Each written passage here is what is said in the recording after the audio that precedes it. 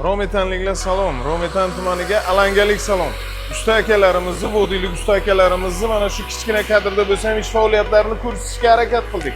Aytishlaricha, kichkinagina bo'lsa ham tarqishni yopib tashar ekan. Qish paytiga issiqligi, ya'ni patera kam deyishadi. Umuman patera bo'lmas ekan. Issiqligingizni tejash yo bo'lmasam yoz paytida konditsioner o'rnatamiz, sovuqligimizni tejash. Aytishlaricha mana shu pol qismini ost qismidan ham agar urib berishsa agar sizni xudo xolasa namdan saqlaydi degan gaplarni qilishdi. Usta akalarimiz ish faoliyatlarini ko'rish uchun o'zim chiqdim. Hozir biza adashmasam 5-6 qavatda xullas mansardaga turibmiz. Bu narsani o'zim septirib ko'rdim.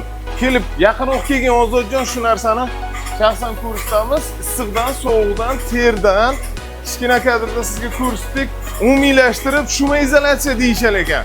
Pena izolyatsiyasi. Endi bu yangilik albatta vodiylik usta akalarimizdan sovuq payti sizga issiqlikni ta'minlab beradi. Issiq payti esa sovuqlikni ta'minlab berar ekan. Hozirda mana shu qo'y, mol chorvasi bilan shug'ullanadigan fermer akalarimizni mana shu fermasini ham navisdan ko'pisi ozor chekadi. Issiq payti issiq, sovuq payti sovuq. O'shani ham izolyatsiyadan chiqarishda agar sizga yaxshigina foyda berar ekan.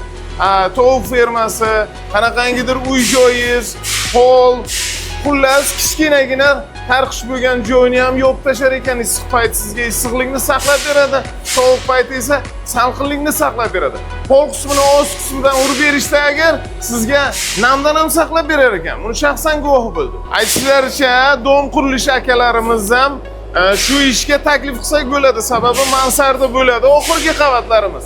O'shani ham penalashtirsa, penadan izolyatsiya qilishsa juda ham zo'r bo'lar ekan. Buni albatta aytib o'tishim kerak, raqamlarni ham qo'yib beraman.